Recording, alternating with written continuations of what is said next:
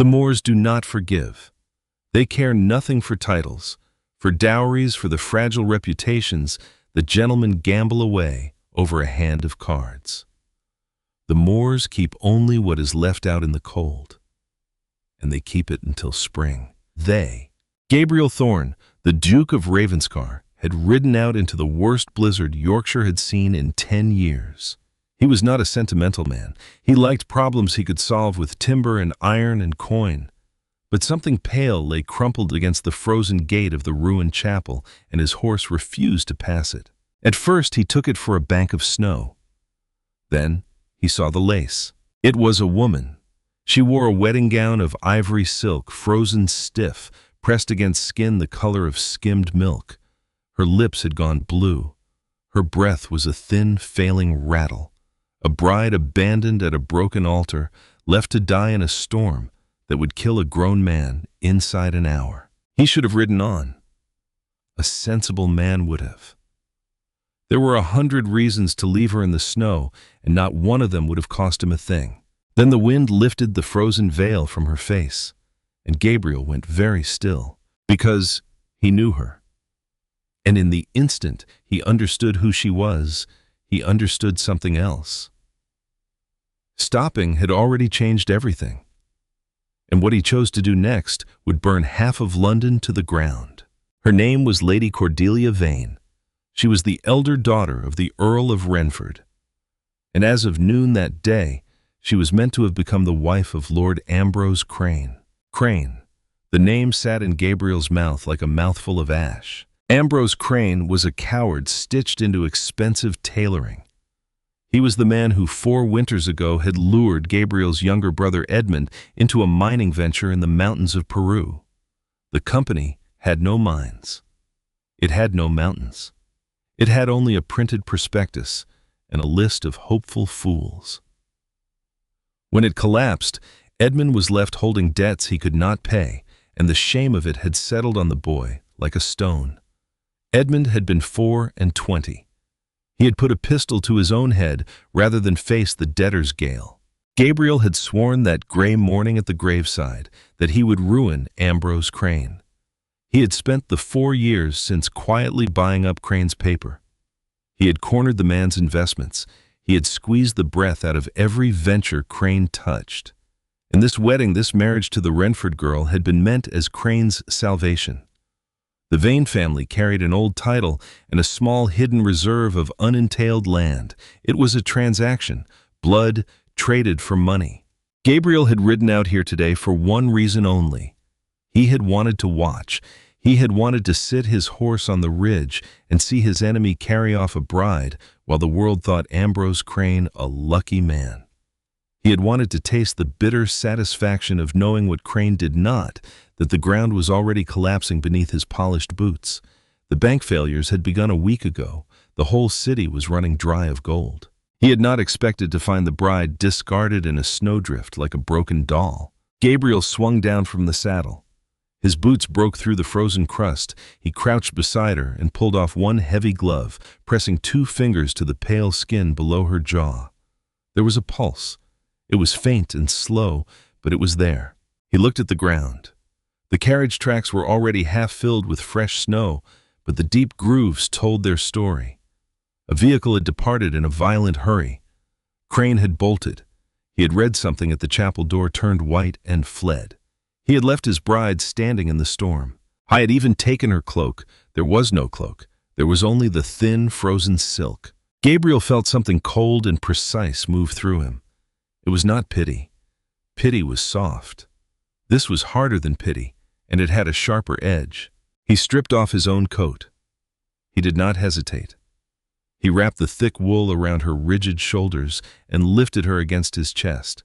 She weighed almost nothing. She was hollow bones and ruined silk and the terrible chill of a body that had stopped fighting the cold. He hauled her up across the saddle and climbed on behind her, pulling her back against him. The cold that came off her was shocking. It bled through his linen shirt and into his own ribs. He spurred the horse toward home. He did not think about the scandal. He did not think about what the world would say when it learned the Duke of Ravenscar had carried his enemy's frozen bride into his own house. He thought only of the fire in his hearth. And beneath that low and steady, he thought of the dark satisfaction he was going to take in making Ambrose Crane answer for this. Ravenscar Hall stood on the high moor like a fortress of black stone and heavy oak.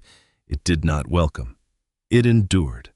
When Gabriel kicked the great front doors open with a frozen bride in his arms, the silence of the hall shattered. Mrs. Combe came out of the drawing room at a run. She was the housekeeper, a spare woman with iron in her spine, and she had run this house through 3 winters of Gabriel's grief without once flinching. She took one look at the bundle of silk and wool, and the questions died on her lips. "The blue chamber," she said to a footman gaping in the doorway. "Light the fire. Warm bricks wrapped in flannel not bare. Send the stable boy for Dr. Sowerby. Tell him a woman is like to die of the cold, and he is to come, though the roads are shut." Gabriel carried Cordelia up the great staircase. His own teeth had begun to chatter now. His body had begun to punish him for the loss of his coat. He laid her on the heavy 4-poster bed in the blue chamber. Then Mrs. Combe's hand was flat on his chest, and her voice left no room for a duke's authority. "Out, your grace. She must come out of these wet things this instant, or the cold stops her heart. We warm her slowly. Not by the fire all at once. Slowly." Gabriel went out. He stood in the corridor, dripping melted snow onto the runner. His hands were shaking. He was not certain whether it was the cold or something else he did not care to name. I went down to his study. He poured a large measure of whiskey and drank it neat. It burned a clean path down his throat. He poured another. 2 hours passed. The storm worsened. It threw itself against the mullioned windows like something alive and starving. Inside the house moved with quiet, frantic purpose. Maids carried basins of warm water up the stairs. They carried stacks of blankets. They carried more bricks warmed and wrapped. Dr. Sowerby arrived at last, looking half-drowned himself, with ice crusted in his whiskers. He spent an hour in the blue chamber. When he came out, Gabriel was waiting in the corridor. "She will live," the doctor said. He sounded tired. "But it was a near thing, your grace. Her body had grown very cold.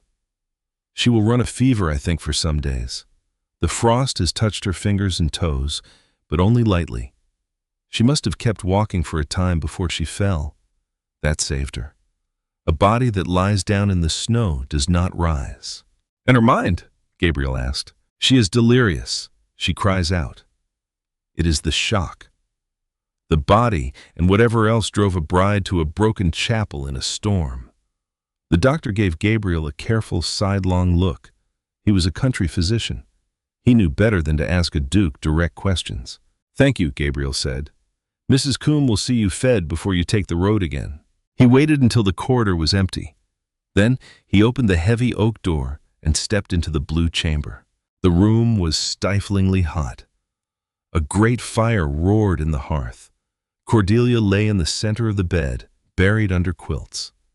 Her face was no longer blue. It was flushed now an unnatural, feverish red. Her dark hair lay spread across the pillow, still damp. Gabriel drew a high-backed chair to the side of the bed and sat down. For 2 days he barely left the room. I told himself it was to guard his investment. She was the key to it all now. She was the instrument by which he would finally break Ambrose Crane. That was the reason. That was the only reason. But he sat there through the long, dark hours listening to her ragged breathing, and the reason wore thin. He listened to her fever dreams, and what he heard was not what he expected. She did not weep for Crane. She did not cry out for a lost love. There was no broken heart in her delirium at all. Instead, her fever was full of hard, terrified arithmetic. "The debts," she muttered, her head tossing on the pillow. "The interest falls due at quarter day. The creditors will take the horses first. Father, you must not sign it. Do not sign what you have not read." Gabriel leaned forward. "The hand is wrong," she said more clearly now, and her voice was thin with distress. "The letters, the hand is wrong. That is not his mark. That is not Father's hand at all." She fell silent. Then she stirred again. "He promised to pay. He promised, Beatrice must have her season. She must not be traded like I was traded. Gabriel sat very still in the firelight. This was not a woman mourning a sweetheart.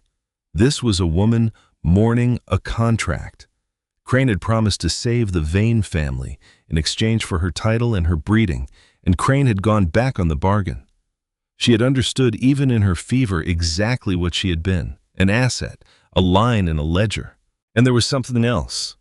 That phrase spoken twice with the particular alarm of a person who knows what she is looking at. The hand is wrong. That is not his mark.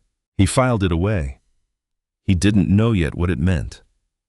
But Gabriel Thorne had built a fortune on the habit of noticing small, wrong things and holding them until they turned useful. On the morning of the third day, the fever broke. Gabriel was reading a ledger by the window when the rustle of sheets made him look up. Cordelia's eyes were open. They were a sharp, startling gray, clouded at first with confusion. They cleared quickly. She looked at the velvet curtains. She looked at the fire. And then she looked at him. She did not scream. She did not clutch the covers to her throat in a panic. She simply looked at him with those clear gray eyes and took his measure. "You are the Duke of Ravenscar," she said. Her voice was a dry croak like something dragged over sand. "I am," Gabriel said. He closed the ledger. He poured a glass of water from the pitcher and brought it to her. She struggled to sit up. Her arms trembled with the effort. She pushed herself against the headboard and took the glass. Her fingers brushed his. They were warm now, and the warmth of a living hand was such a change from what he had carried through the storm that it caught him off guard. She drank slowly, wincing as the water went down her raw throat. She handed the glass back. "This is Ravenscar Hall," she said. It was not a question. "How long?" 3 days. She closed her eyes. A shudder ran through her that had nothing to do with the cold. 3 days. In the rigid arithmetic of good society, a woman gone 3 days was a ruined woman. A bride gone 3 days was a scandal that would be printed in the broadsheets by tomorrow. "He left me," she said. Her voice was flat. It held no grief. It was the tone of a person stating a hard mathematical fact. He had a letter from a man at the chapel door. He read it. He went white. He said he had urgent business. He got into the carriage and drove away. He took my cloak by mistake. Gabriel felt the old anger stir. His men in the city finally closed the net a week ago, he said, and his own voice came out just as flat. The banks he leaned on have failed. Half of Yorkshire's banks have failed this fortnight. Crane is bankrupt. He could not pay your father's debts any longer, so he ran to France, most likely. Cordelia opened her eyes and looked at him. She took the news in with frightening speed. She did not ask how he knew. Everyone in 3 counties knew the Duke of Ravenscar hated Ambrose Crane. "You ruined him," she said. "I did." She let out a dry, humorless breath that might have been a laugh. "And in ruining him, you ruined me. I pulled you out of a snowdrift, Lady Cordelia. You would be dead if I had not." "Dead." She turned the word over, looking at her own bandaged fingers.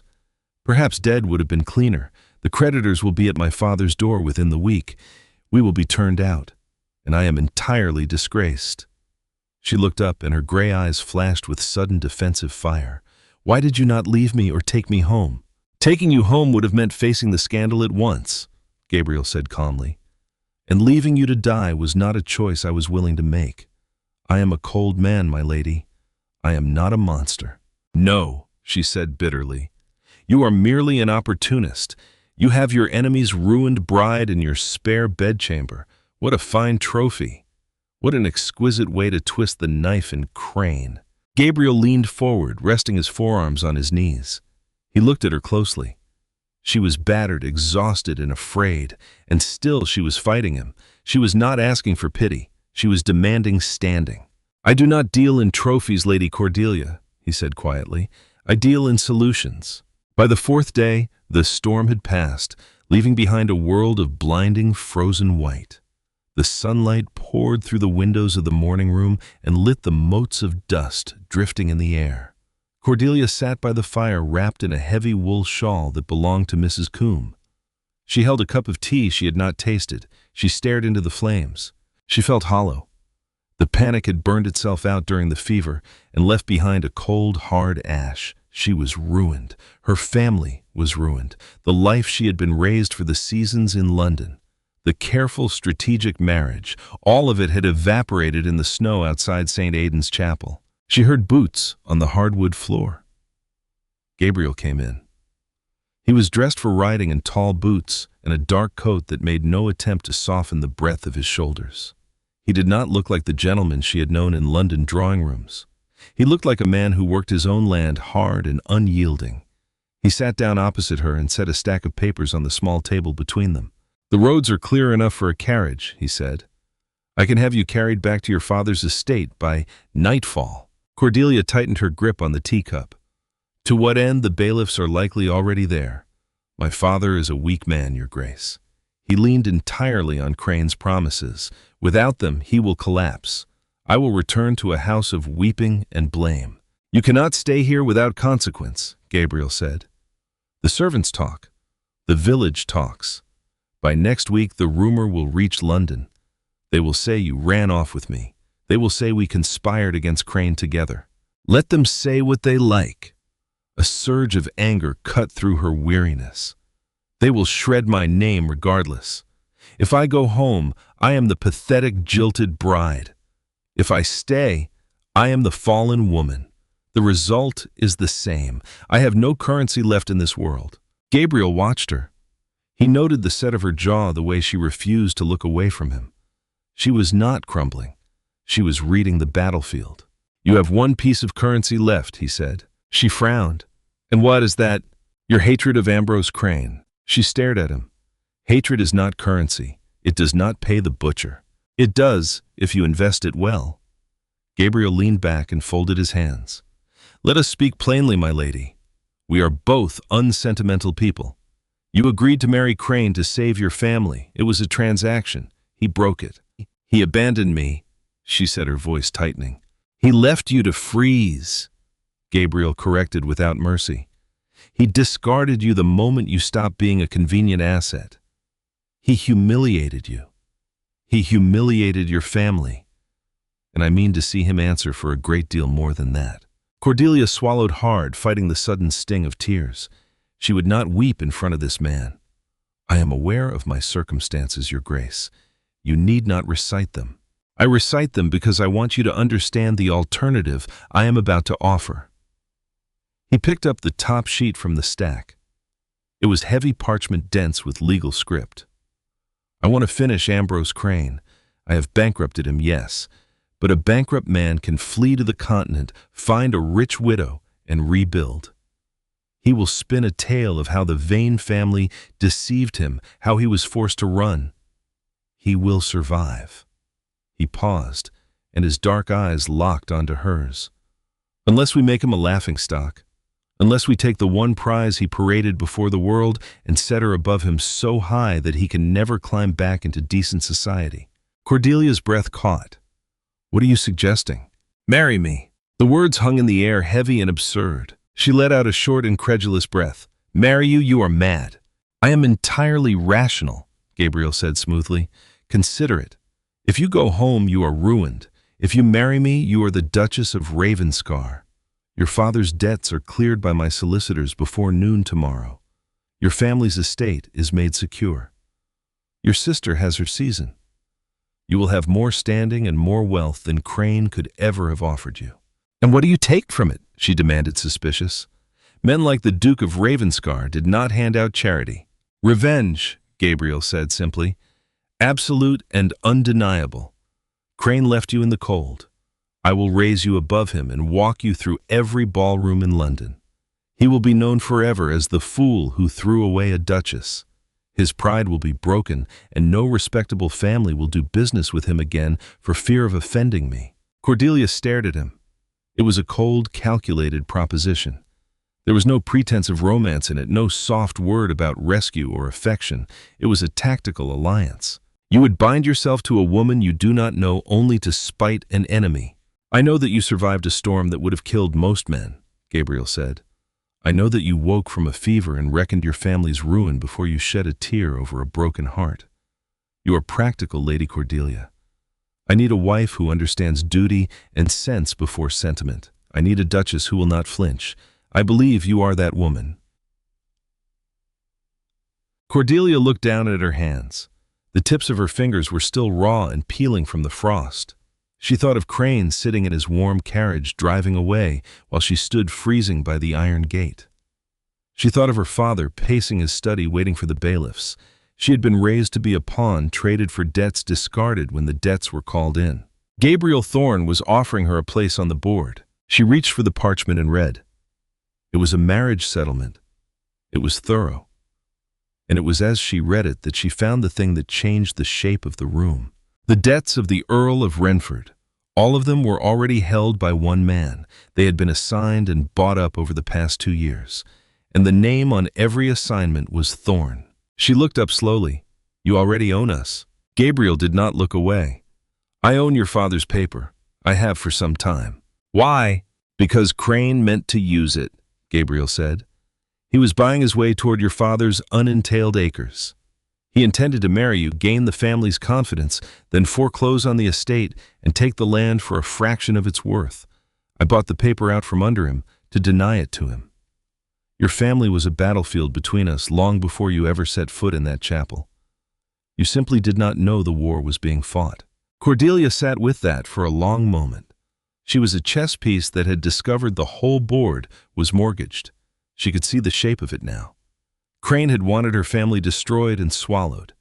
Gabriel had wanted Crane denied his prize. She had been the ground they fought over. The question was whether the man across from her was a rescuer or merely a better sort of gaoler. She thought of the fever. She thought of the phrase her own mouth had spoken without permission. "The hand is wrong."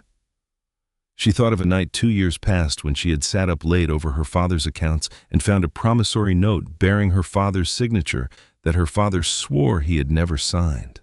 She had said nothing then. She had been an unmarried girl with a weak father and no proof, and one did not accuse a rising baron of forgery on the strength of a wrongly slanted letter. She had folded the memory away. She was not folding anything away now. "My father's debts must be paid in full," Cordelia said, and her voice was steady. "Not managed, not held. Paid, and the paper burned. My sister Beatrice must have a dowry settled in a trust that not even my father can touch, and I will not be a prisoner in your house. If I am to be your duchess, I will be your partner in this, not a prop you carry into ballrooms." Gabriel's mouth twitched in what might have been the ghost of a smile. "Done," he said. "To all of it. I would expect nothing less." He slid the parchment across the table and a silver pen with it. "The settlement was drawn this morning. Read it again if you wish. If it meets your approval, sign it. We leave for London the day after tomorrow. We will be married by special license within the week." Cordelia looked at the paper. It was the end of the life she had been raised to lead. It was the beginning of something she could not see the shape of at all. She reached out with her healing, aching fingers, and she picked up the pen. She did not hesitate. She signed her name. The journey south took 3 days over hard roads. They spoke little. Gabriel rode beside the carriage more often than he sat inside it, and Cordelia found she preferred it that way. It gave her time to think. She thought about the note she had seen 2 years ago. She thought about the phrase from her fever, and she began quietly to build a picture in her mind of Ambrose Crane. Not the polished lord who had charmed her father across a dinner table. The other Crane. The one who dealt in false companies and Peruvian mines that did not exist. The one whose signature she was now certain was not always his own. The wedding was as cold as the blizzard that had brought them together. There was no crumbling parish church. There were no frost-stiffened veils or terrified brides. They stood in the dim, cavernous chambers of Doctors' Commons, where the special license had been granted by the office of the Archbishop, surrounded by dark oak paneling and the sharp smell of old paper and older ink. It was the kind of place where marriages were made in a morning by people who could not afford to wait for banns to be read. Cordelia wore a walking dress of deep bruised plum. Gabriel wore charcoal. They did not look at one another as they spoke the vows. They said the sacred words with the clipped efficiency of merchants closing a shipping account. When the surrogate pronounced them man and wife, Gabriel did not kiss her. He simply nodded, signed the register with a heavy slash of ink, and offered his arm. Cordelia took it. Her fingers, still tender and wrapped in thin cotton gloves, rested lightly on his solid forearm. They stepped out into the damp soot of a London afternoon as the Duke and Duchess of Ravenscar. The house in Mayfair was a beast of white stone and black iron. It did not welcome callers. It intimidated them. Inside it ran on silent, invisible labor. Footmen moved like shadows. Maids kept their eyes lowered.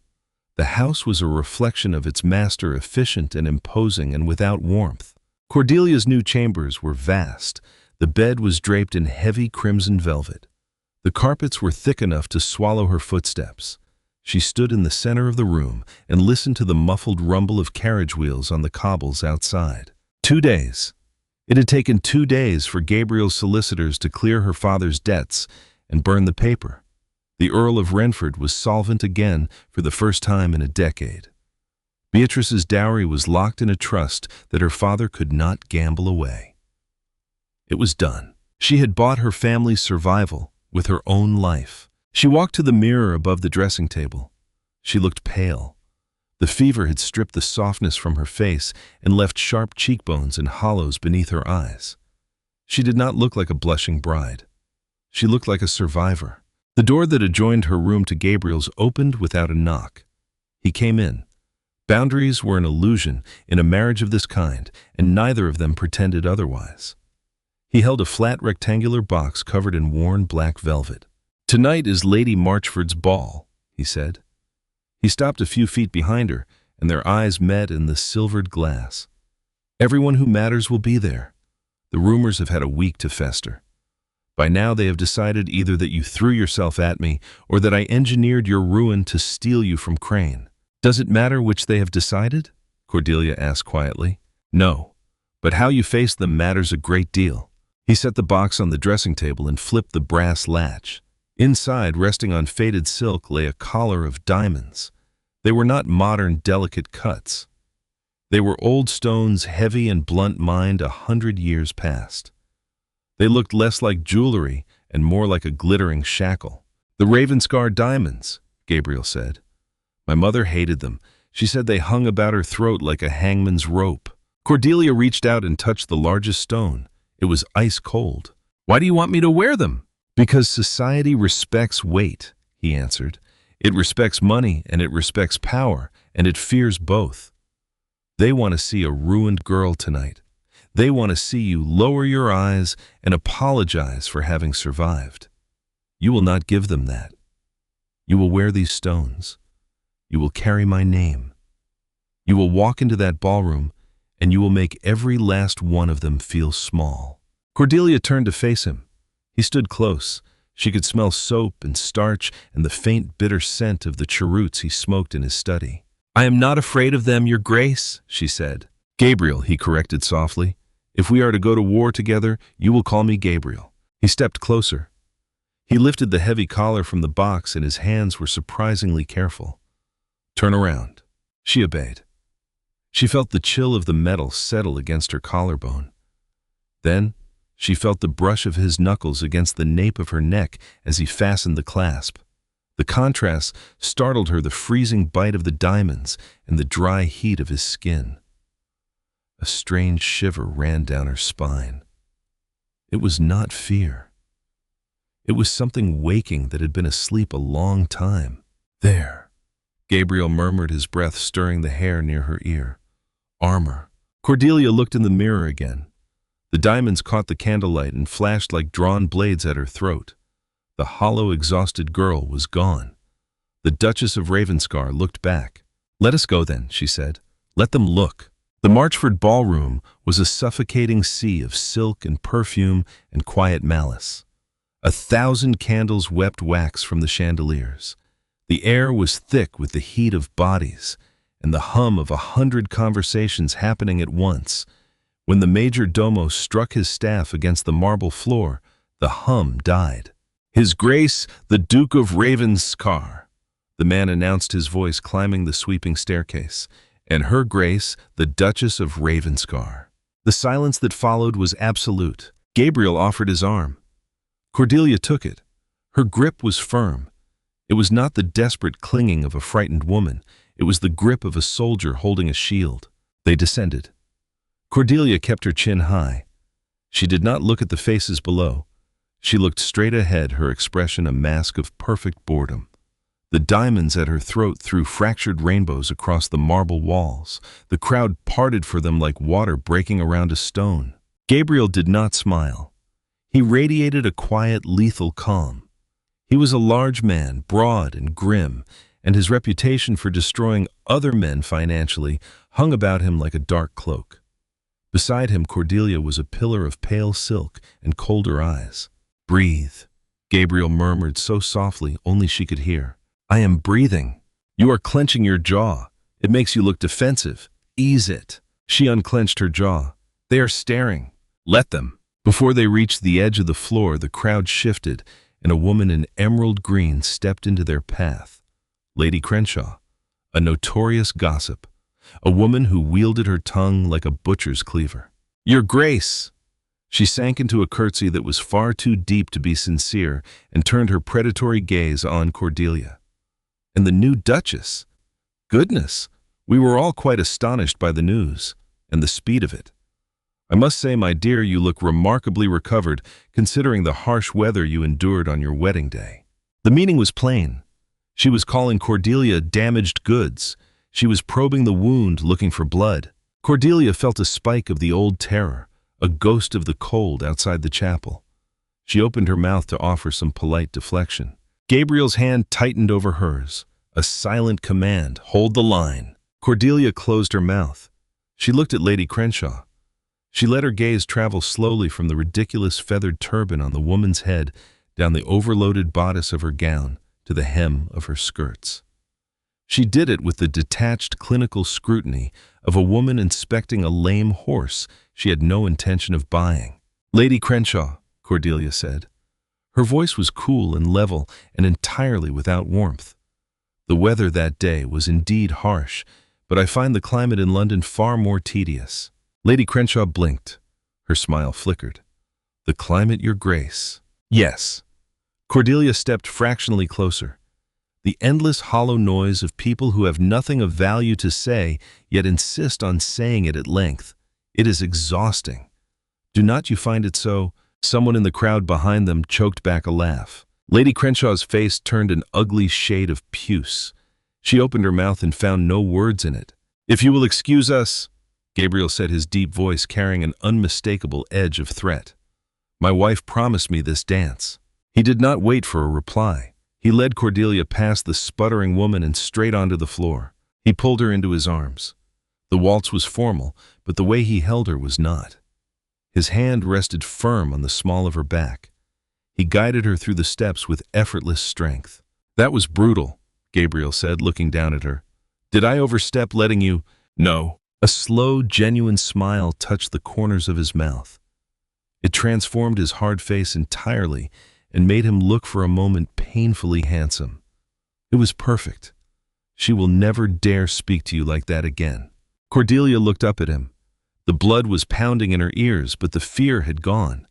She felt a fierce rush of triumph. She was not merely surviving. She was fighting back, and he was right there beside her. "You dance well," she said, surprised. "I did not expect it." "I do not dance for pleasure," Gabriel corrected. "I dance for strategy. Just now I need half the men in this room to see that I possess something they cannot have. And I need the women to see that you are untouchable." He turned her and the heavy skirts of her gown flared. When she came back to him, they were chest to chest. For a single beat, the strategy fell away. Cordelia felt the hard, steady rhythm of his heart against her ribs. She looked into his dark eyes and saw something flicker there that had nothing to do with revenge or standing or the crowd. Something raw, something unguarded. The music ended. They stepped apart. The polite applause washed over them, distant and unreal. The air between them had shifted. The contract was signed in ink, but the truth of their marriage had suddenly been written in something warmer. 4 weeks passed. The season raged on a glittering, exhausting carousel of dinners and theater parties and balls. Gabriel and Cordelia moved through it as one impenetrable unit. Society, fickle as ever, soon grew bored of trying to crack their united front. The scandal of the jilted bride softened into the legend of the Ice Duchess. Men respected Gabriel's wealth. Women feared Cordelia's tongue. Together, they were a terribly successful partnership. It was exactly what they had planned, and it was quietly tearing them both apart. The house in Mayfair was no longer a silent machine. It had become a pressure vessel. The casual touches required for public performance, a hand at the waist, a lingering glance across a dining table had become a torment in private. When the doors of their separate chambers closed at night, the silence was deafening. Cordelia found herself listening for the creak of the floorboards in his room. Gabriel found himself staring at the adjoining door, his whiskey growing warm and untasted in his hand. They were two practical people who had built a perfect trap, only to discover they were both caught inside it. But something else was growing in those weeks beneath the tension, and it had nothing to do with the ballrooms. They worked together. It began by accident. Cordelia had come down early one gray morning and found Gabriel at his desk, scowling at a column of figures from the Ravenscar estate steward. She had glanced over his shoulder out of nothing more than habit and said, "That total is wrong. He has carried the rents from the Northfields twice, once under Michaelmas, once under the year's total." Gabriel had gone still. He had checked. She was right. After that, the study door stayed open more often than not. She read his steward's accounts and found the errors he missed. She had spent years keeping her father's ruined books, teaching herself to read a ledger the way a sailor learns to read weather, and she had a memory for figures and a sharper eye still for the small shape of a person's handwriting. Gabriel began to bring her the hard things, the disputed leases, the letters he did not trust. And one evening late with the fire low, he told her about Edmund. I had never told anyone the whole of it. He told her how the boy had been bright and too trusting, how Crane had befriended him at the clubs, flattered him, drawn him into the mining company, how the prospectus had promised silver in the mountains of Peru, how when it collapsed, Edmund had been named responsible for debts far larger than his own investment debts he swore he had never taken on, how the shame of the debtor's jail had been more than the boy could carry, how Gabriel had found him. Cordelia did not offer him soft words. She knew better. She sat with him in the low firelight, and when he finished, she said only, "Debts he swore he never took on." Yes, written debts, notes with his signature on them. Gabriel looked at her sharply. Yes. Did you keep them? I kept everything, he said. It changed nothing.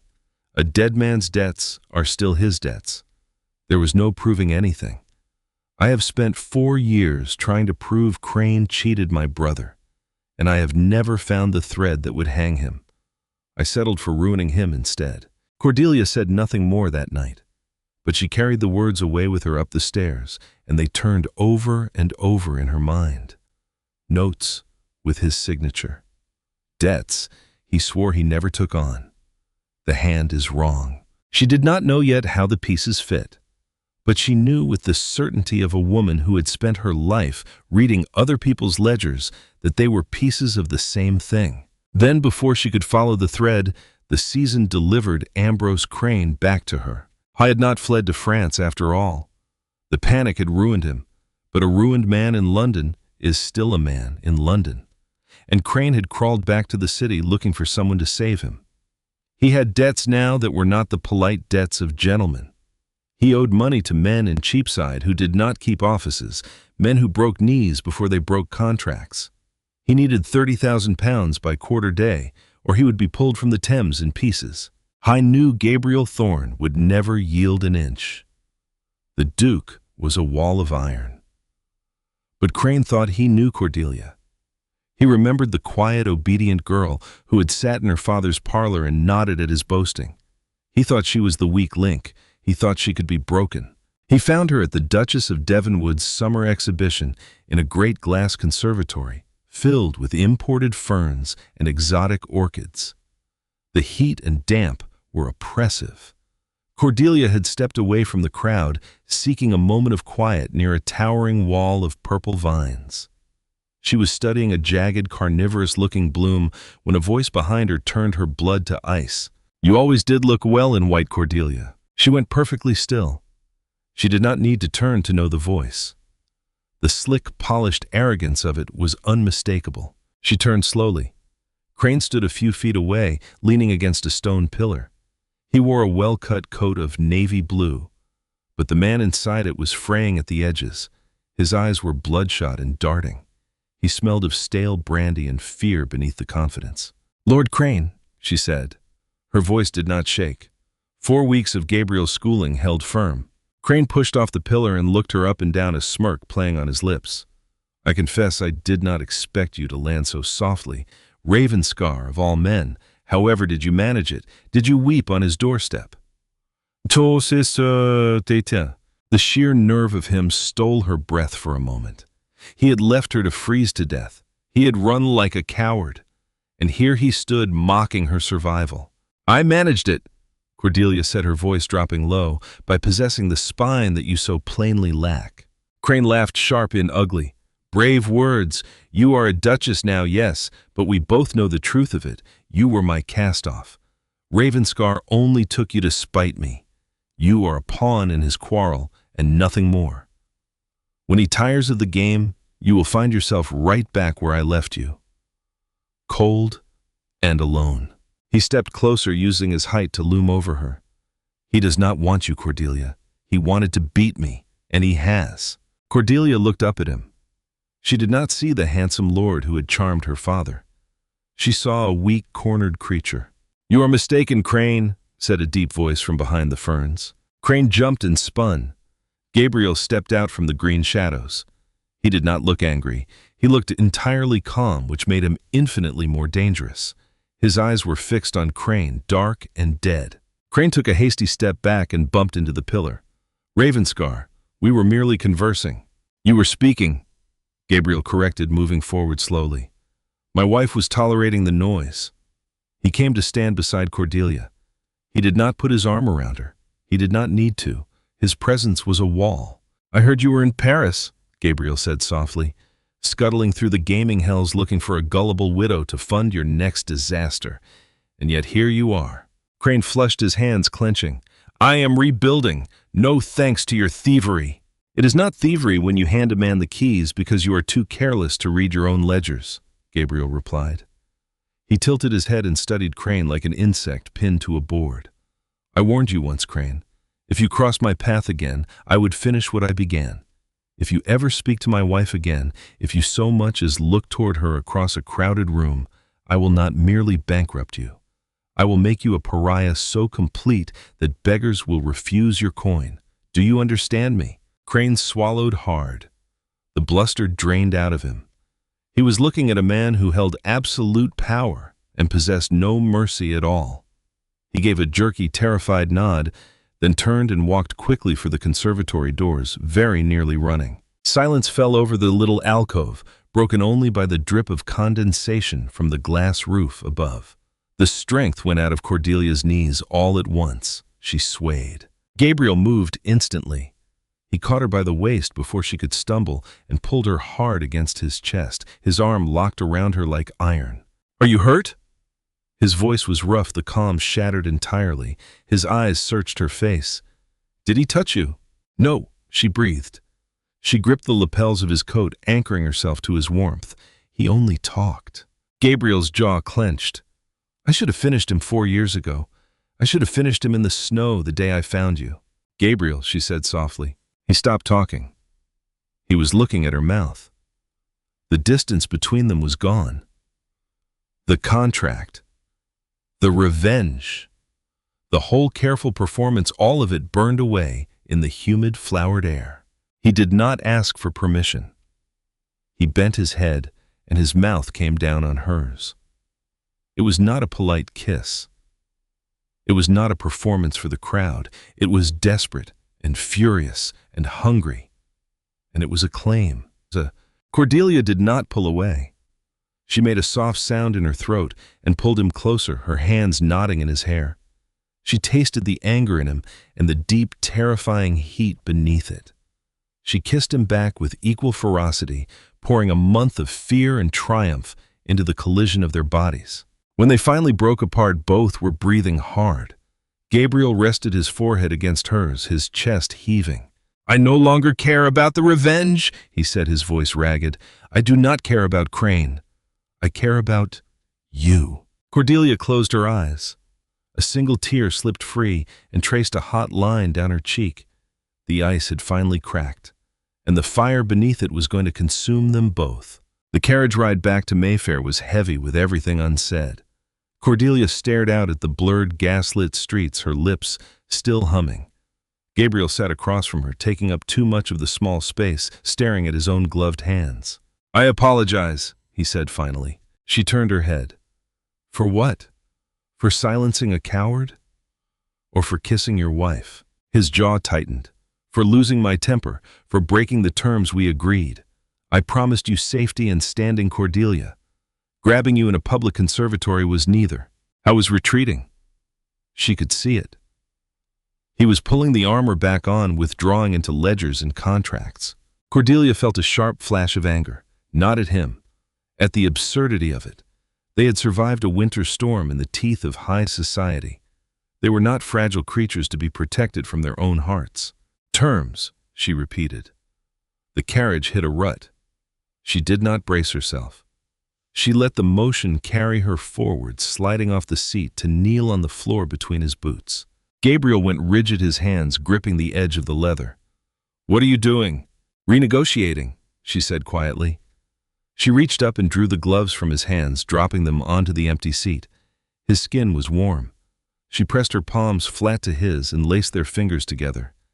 "You did not break me in that conservatory, Gabriel. You anchored me. When Crane spoke, I felt the cold again. I felt the ice outside the chapel.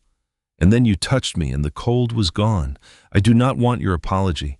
I want the man who threatened to dismantle a lord to protect his wife." Gabriel looked down at her. His chest rose and fell in a ragged breath. The cold, untouchable Duke of Ravenscar looked utterly undone. "Cordelia," he said, and his voice cracked. "I have spent 4 years fed on nothing but hatred. It is an ugly thing. It burns hot, but it leaves nothing behind but ash. I do not know how to be gentle. I do not know how to be a husband in anything but name." "I am not asking for gentle," she said. She leaned up and pressed her cheek to the rough wool of his coat, feeling the frantic hammer of his heart against her ear. "I am asking for you, all of you, the anger and the loyalty and the heat. We forged this marriage in ice. Let it burn." Gabriel made a sound that was half groan and half surrender. He slid off the seat to kneel with her in the cramped space. He framed her face with his large hands, his thumbs tracing the sharp line of her cheekbones, and he kissed her again. There was no hesitation this time. The strategy was dead. The contract was void. There was only the desperate, grounding truth of two survivors recognizing one another in the dark. When the carriage rolled to a halt in Mayfair, the footman opened the door to find the Duke and Duchess sitting on opposite sides of the cabin. But their breathing was uneven, their clothes were disordered, and the air between them crackled. That night, the adjoining door between their chambers stayed open. There were no words in the dark. There was only the rustle of heavy silk falling to the floor and the slow, grounding weight of two bodies pressing close. Cordelia learned the map of his scars, the jagged line on his shoulder from a hunting fall, the calluses on hands that had done real labor on his own land. Gabriel learned the fierce strength in her grip, the way she did not merely accept his touch, but met it and claimed it as her own. It was a reclamation. Crane had tried to make her a victim. Gabriel made her a match.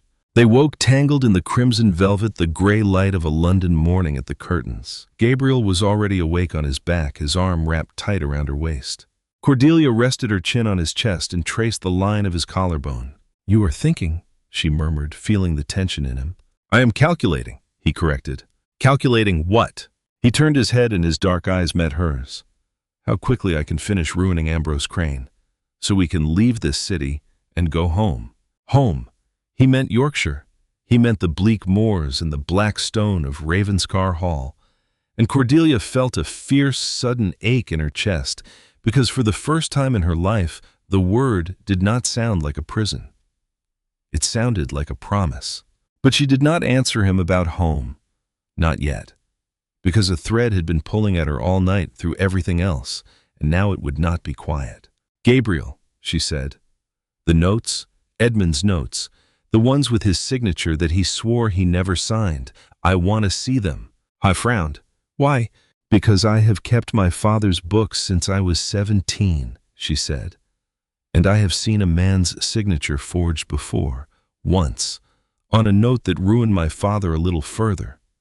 I said nothing then, because I was a girl with no proof and no standing. She pushed herself up on one elbow and looked at him, gray eyes clear and hard in the morning light. "I have standing now. Show me the notes." Gabriel looked at her for a long moment. Then he rose and he went to fetch them. But Crane, cornered and desperate, moved before she could. It began as a whisper, the way these things always do. 3 days after that morning, Cordelia sat in her own drawing room, receiving callers, and she felt the temperature of the visit change. Lady Netherby stayed only 10 minutes and would not meet her eye. A pair of younger women exchanged a glance over their teacups and said nothing at all. And when Lady Crenshaw was announced, Cordelia knew before the woman crossed the threshold that something had come loose in the world. Lady Crenshaw did not gloat. She was too clever for that. She sipped her tea and spoke of the weather and the opera, and only as she rose to leave did she pause at the door and say with a soft and poisonous kindness, "I do hope, Your Grace, that certain letters now passing between drawing rooms are the forgeries everyone insists they must be. It would be such a pity otherwise. For you, and for the Duke." Then she curtsied and she was gone. Cordelia sat very still after the door closed. She did not ring for more tea. The old cold had come back into the room, the cold from outside the chapel, and it had settled into her chest and would not move. Crane had not waited for Thursday. He had sent a sample of his poison into the drawing rooms of Mayfair to prove he could, and now the whole delicate structure she and Gabriel had built was creaking under the weight of it. She could feel the season turning against her. She had felt this exact turning once before, standing in a wedding gown by an iron gate, and she had learned then how quickly a woman could go from prize to refuse. Gabriel came home that evening, already knowing. His face was thunder. He had heard it at his club, where 2 men had fallen silent as he entered. "I will deal with it," he said, before he had even removed his coat. He was already moving, already calculating. "I will have Crane taken tonight. I will pay every printer in Fleet Street to refuse the thing. I will call on Lady Crenshaw myself and make it very clear what it costs to repeat a slander about my wife. You will not be troubled by it, Cordelia. I promise you that. You need not do anything at all. Leave it to me." And there it was. Cordelia looked at him, and she felt something worse than fear. She felt herself being lifted gently and with love back into the position she had spent her whole life clawing out of. The position of the thing to be protected, the asset to be shielded, the pawn to be moved out of harm's way by a stronger hand. "You will deal with it," she repeated quietly. "Of course I will. By calling on Lady Crenshaw, by threatening printers, by managing it all over my head so that I need not be troubled." She rose from her chair. "Gabriel, do you hear what you are saying to me?" He stopped. He looked at her, and she watched the anger on his face give way to confusion. "I'm trying to keep you safe," he said. "I know you are. That is what makes it so hard to refuse." She crossed the room to him and took his hands. "But you told me that first day that you needed a duchess who would not flinch. You did not marry a woman who needs to be lifted out of the road when a carriage comes. When Crane threw me in the snow, no one came to save me but you, and you came too late to spare me the cold. I learned in that hour that I cannot afford to wait for a stronger hand. I have to be my own." Gabriel's jaw worked. "These are forgeries, Cordelia. Filth. Why should you have to touch them at all?" "Because I am the only person in England who can prove they are filth," she said. And as she said it, she understood it fully for the first time, and the cold in her chest began at last to burn away. You cannot prove it with money. You cannot prove it with threats. You can only bury it, and a buried thing rots and rises again. But I can read a hand, Gabriel. I read your steward's frauds in an afternoon. I read a forged note on my father's desk when I was 19 years old. If I can get those letters into my own hands, I can show the world exactly whose pen wrote them. And it is not yours, and it is not mine." Gabriel stared at her. Slowly the fury drained out of him, and something else took its place. Respect. And beneath it, a kind of wonder. "You mean to face him yourself," he said.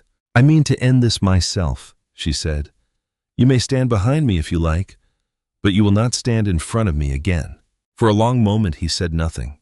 Then he lifted her hands and pressed his mouth to her knuckles, and when he looked up, his eyes were clear. "Then I will have my men watch his every movement," he said. "And the moment he comes near you, I will know not to stop you, to stand at your back." "That," said Cordelia, "I will allow." Crane made his move 2 days later on a Tuesday. He had learned the household's habits. He knew Gabriel would be at Westminster that afternoon, occupied for hours with a committee on the corn duties. He knew the Duchess had a fitting with her modiste on Bond Street, and he was a drowning man now with the men of Cheapside counting down the days to quarter day, and drowning men do reckless things. Cordelia was examining a bolt of heavy winter velvet when she felt the hair rise on the back of her neck. She turned. Crane stood by the door of the shop. He looked far worse than he had at the conservatory. The navy coat was the same, but the man in it was coming apart at the seams. His eyes were red-rimmed and hunted. The modiste, a shrewd woman who knew every face in the peerage, took one look at the tension in the room and withdrew discreetly into her back workroom. "Cordelia," Crane said. His voice had lost its polish. It came out thin and rushed. She did not reach for the bell. She did not look for her footman who waited outside by the carriage. She simply stood her ground, her hands folded calmly before her. "Lord Crane," she said, "you are violating the warning my husband gave you. You are a very foolish man. Your husband is not here." He tried to sneer, but the tremor in his hands betrayed him. He reached into his coat and drew out a small bundle of letters tied with a ribbon. "I need 30,000 pounds, Cordelia, before quarter day, and you are going to get it for me from Ravenscar's accounts." Cordelia looked at the letters, then back at his face. She felt a wave of something that was almost pity. "Or what? Or I take these to the broadsheets." He tapped the bundle against his palm. "They are letters between you and Ravenscar. Passionate ones, dated from before your wedding, before mine. They tell a lovely story. That you and the Duke were lovers all along. That you conspired together to have me abandon you at the chapel so that you might run to him and to his fortune while I took the blame and the ruin." "No one will believe that," Cordelia said. "They will not care if it is true." Crane shot back, his voice rising toward panic. "Society loves a scandal. It loves a fallen woman. If these print your name as ashes and Ravenscar, his pride will not survive being called a cuckold and a schemer both. He took you to spite me. When you become a liability, he will throw you to the wolves the way I did." He stepped closer, and the sour reek of brandy washed over her. 30,000 pounds. It is nothing to him. But it is your whole life. Bring it to the Rook and Crown by Thursday night, or I burn everything you have built." Cordelia looked at him. She thought of the terrified girl freezing outside St. Aidan's. She thought of the fever and the panic and the certainty that her life was over. And then she looked at Crane, and something turned over in her, cold and clear. She was no longer afraid of the cold. She had become the cold. She reached out and took the bundle of letters from his hand. The movement was so quick and so precise that he did not flinch until they were already gone. "Here," he barked, lunging. She stepped back and let the ribbon fall loose. She did not tear the letters. She did something worse for him. She held one up to the gray light from the window, and she read it. Not the words, the letters themselves, the strokes. "Print them," she said, and her voice dropped to a terrible, dead calm. Crane froze. "What?" "Take your forgeries to every printer in Fleet Street. Shout them in the streets." She stepped closer, invading his space, just as he had invaded hers at the conservatory. But she was not bluffing.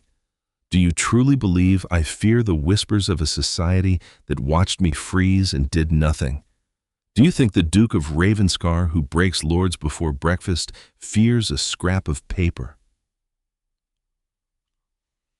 Crane stared, his mouth opening and closing without sound. The rat had run headlong into a steel wall. But Cordelia was not finished, because she had seen it. In the letters. She had known she would. "You should not have written these in your own hand, Crane," she said softly. I went white. "What? You dictated them perhaps to make them safe, but you could not resist checking the copy, correcting it. There is a correction here in the third line, and the hand that made it is the same hand that wrote the whole." She turned the letter so the light fell across it. "You have a particular way of forming a lowercase g. The tail hooks backward to the left against the natural motion of the pen. It is a small thing. Most people would never see it. But I have spent my life reading other people's writing, and I saw it 2 years ago on a promissory note you made my father sign. A note beside another that bore my father's name in that same backward hook, a signature my father never made." Crane had stopped breathing. "You did not merely lie to your investors," Cordelia said. "You forged their names. You put debts on paper that were never taken on. And forgery, Lord Crane, is a hanging matter. They hanged Henry Fauntleroy for it not 14 months ago, and he was a banker with friends in every quarter. You have no friends left at all." The shop door chimed. It swung open so hard it cracked against the wall like a pistol shot. Gabriel stood in the doorway. He was still in his parliamentary coat, his cravat loosened, and he was breathing hard as though he had run the whole way from Westminster. His footman had sent word the instant Crane entered the shop. Gabriel's eyes went from Cordelia to the loose letters in her hand to Crane. The temperature in this room dropped 10 degrees. He did not shout. He walked forward slowly, his boots striking the floorboards like a death knell. Crane scrambled backward, tripped over a velvet stool, and went down hard. He scuttled back like a crab until his shoulders hit the counter. "I did not touch her," he gabbled. "I swear before God Ravenscar I did not touch her." Gabriel stopped 3 feet away and looked down at the whimpering man. The hatred that had fed him for 4 years flared up hot and blinding. It would be so easy. A word to his solicitors, a bribe to a magistrate, a few men from the docks who owed him favors. He could erase Ambrose Crane from the earth tonight. It would be justice for Edmund. It would be justice for Cordelia. He raised his hand. "Gabriel," Cordelia said. Her voice was quiet. It was not a plea. It was a command. He stopped. He turned his head slightly. She stood tall and unbroken. She was not looking at Crane. She was looking at him. "He has just told me something you have been trying to prove for 4 years, she said. "Do not kill him now. A dead man cannot hang for what he did to Edmund." Gabriel went still. "I is a forger," Cordelia said, holding up the letters. "It is written all through these, and it is written on the notes that ruined your brother. The same hand, the same backward hook. I would swear to it before any court in England." She stepped over the fallen stool and came to stand beside her husband. "Kill him, and you bury the proof with him. Let him live, and he hangs himself. And Edmund's name is cleared." Gabriel lowered his hand slowly. He was looking at Cordelia now, and something in his face had changed entirely. "You are certain," he said. "I have never been more certain of anything." He looked down at Crane. The man was weeping now, a pathetic stream of excuses bubbling out of him. The grand enemy, the architect of Edmund's ruin, was nothing but a hollow, trembling shell on a modiste's floor. "Get up," Gabriel said. Crane got up, slipping on the polished boards. "You will not go to the Rook and Crown on Thursday," Gabriel said, his voice devoid of all warmth. "You will go nowhere at all. My men are already gathering every note you ever forged. My wife will testify to the hand. And when I have enough, I will give it to a magistrate, and you will stand in the dock at the Old Bailey for forgery, and you will hang for it exactly as Fauntleroy hanged." Crane's legs nearly gave out. "You would not. The scandal. Your wife in a courtroom, her name dragged through." "My wife," Gabriel said. "Put you here. Do not imagine for one moment that she is afraid of a courtroom." He leaned in, and his voice dropped to something soft and lethal. "You had 4 years, Crane. You could have run to the far side of the world. Instead, you came back to blackmail the one woman in England who could read your hand. You have hanged yourself. I merely have to hold the rope." Crane bolted. He tore out of the shop and into the crowded street, running as though the hounds were already loosed behind him. Silence descended. Gabriel turned to Cordelia. He looked at the scattered letters.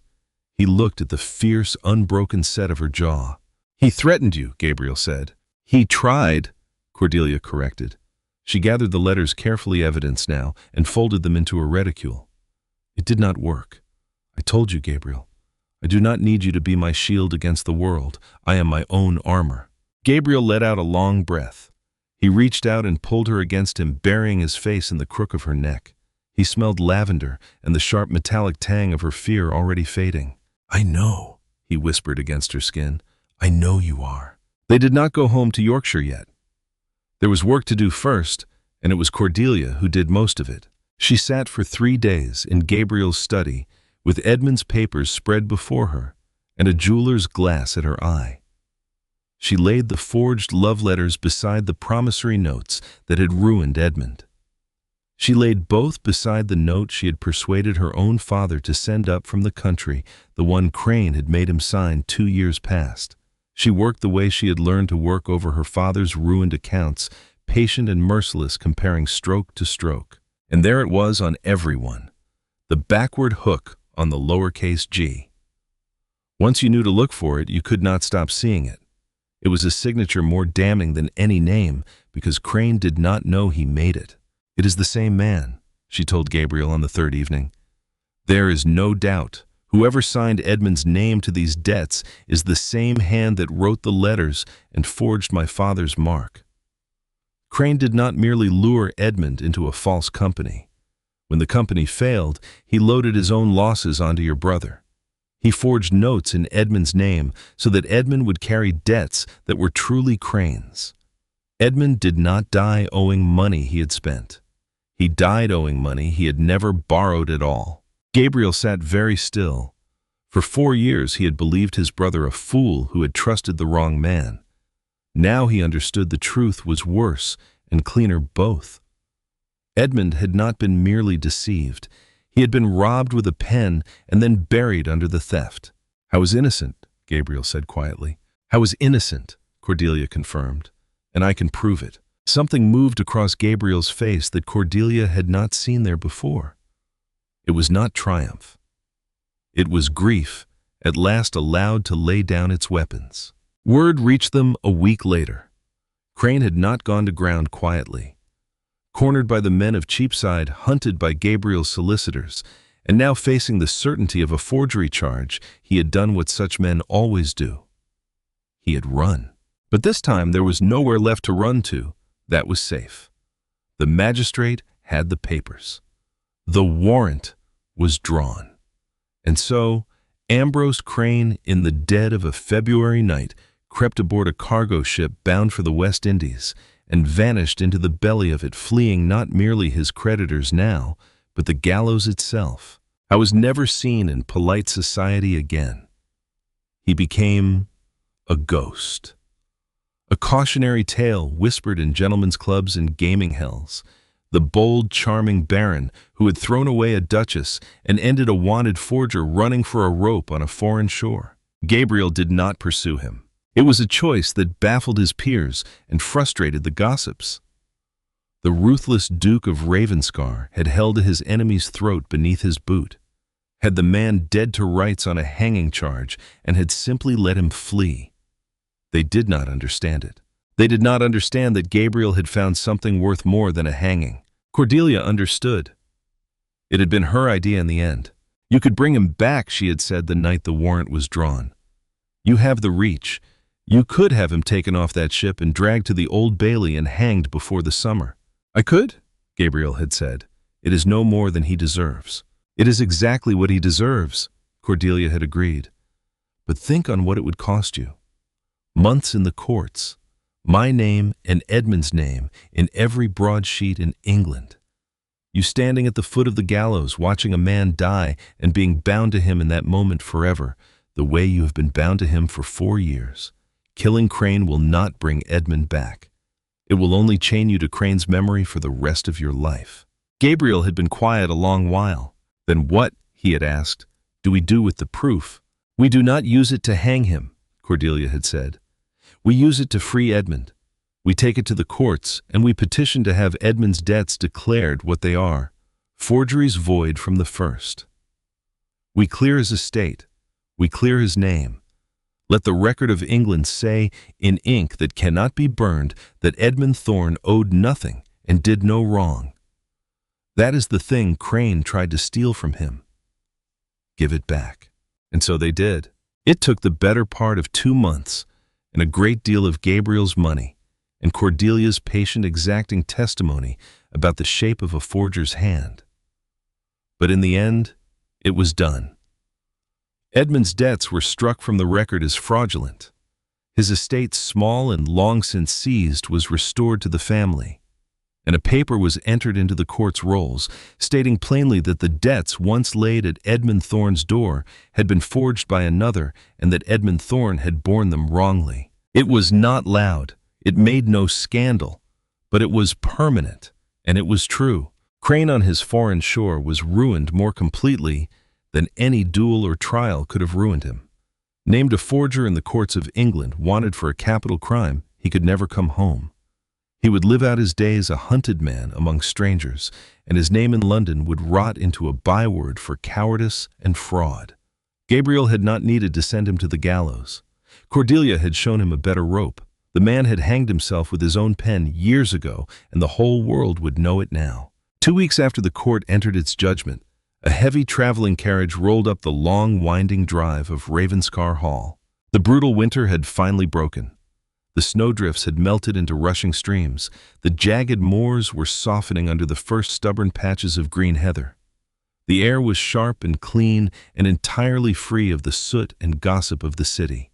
Gabriel stepped down from the carriage first. He did not wait for the footman. He turned and offered his hand. Cordelia took it and stepped down onto the gravel of the courtyard. She took a deep breath. The air smelled of wet earth and possibility. Mrs. Coombs stood on the top step, flanked by the household staff. Her stern face broke into a rare, genuine smile as she curtsied. "Welcome home, your graces." "Thank you, Mrs. Coombs," Cordelia said warmly. "It is very good to be back." Gabriel did not let go of her hand as they walked up the steps and into the great hall. The house was no longer a dark fortress. The heavy curtains had been drawn back, and the pale spring sunlight washed over the oak paneling.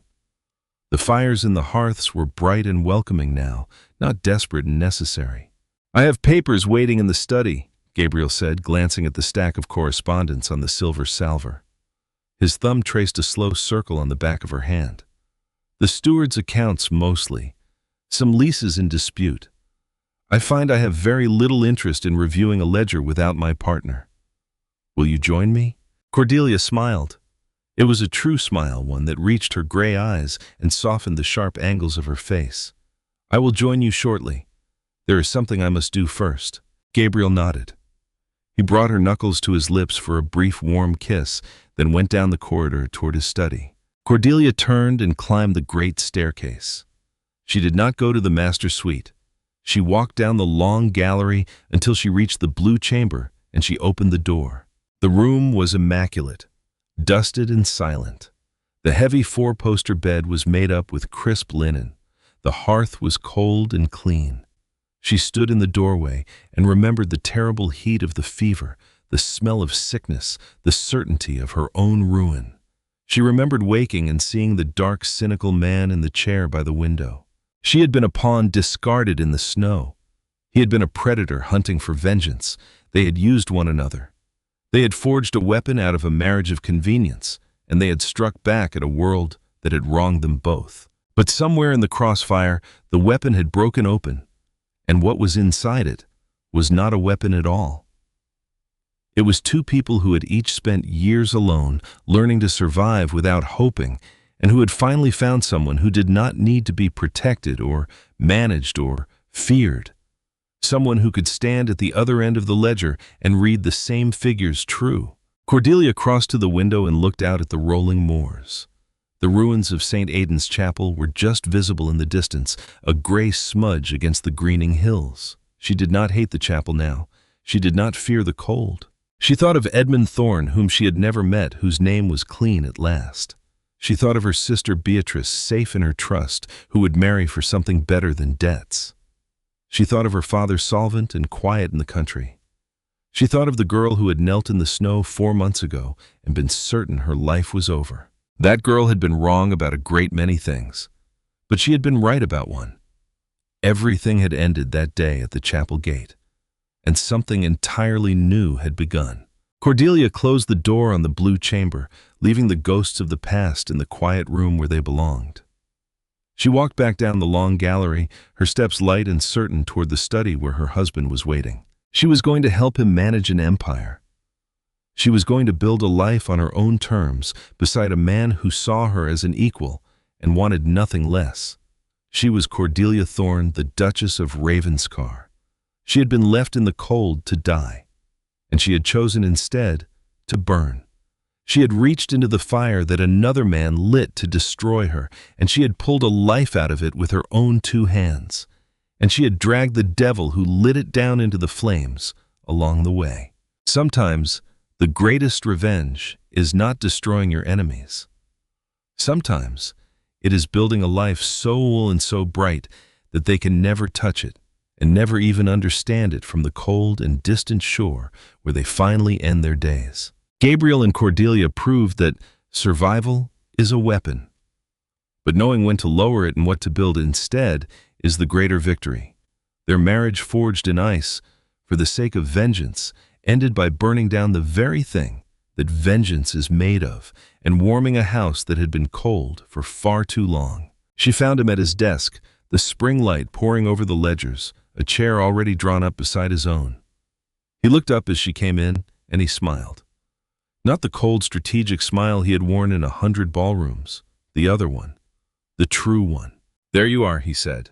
"Here I am," said Cordelia, and she sat down beside her husband and she took up the pen.